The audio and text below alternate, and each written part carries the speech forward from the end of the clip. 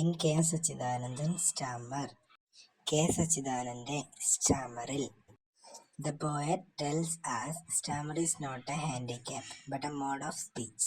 Starmer എന്നത് ഒരു വൈകല്യമല്ല, ഇതൊരു സംസാര രീതിയാണ്. Stammer is the silence between word and its meaning. Stammer വാക്കിൻ്റെയും അതിൻ്റെ അർത്ഥത്തിൻ്റെയും ഇടയിലുള്ള വ്യത്യാസമാണ്, അല്ലെങ്കിൽ നിശബ്ദതയാണ് സ്റ്റാമർ എന്ന് പറയുന്നത്. When a whole set of people in stammer, it become their mother tongue. ഒരു പ്രദേശത്ത് ഒരുപാട് ആളുകൾക്ക് ഒരേ സമയം സ്റ്റാമർ ഉണ്ടെങ്കിൽ അത് അവരുടെ മാതൃഭാഷയായി മാറും.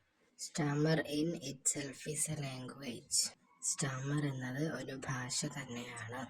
Starmer here is a collective inability of people to do good things. ഇവിടെ സ്റ്റാമർ നല്ല കാര്യങ്ങൾ ചെയ്യുന്നതിനുള്ള ആളുകളുടെ ഒരു കഴിവില്ലായ്മയാണ് സ്റ്റാമർ എന്ന് പറയുന്നത്. The poet ironically comments that God himself must have stammered when he created man. Poet ironically comments, അതായത് വിരോധാഭാസമായി comment ചെയ്തത്, ദൈവം മനുഷ്യനെ സൃഷ്ടിച്ച സമയത്ത് ദൈവത്തിനും സ്റ്റാമർ ഉണ്ടായിരുന്നു എന്നാണ്. That is why all words carry different meanings.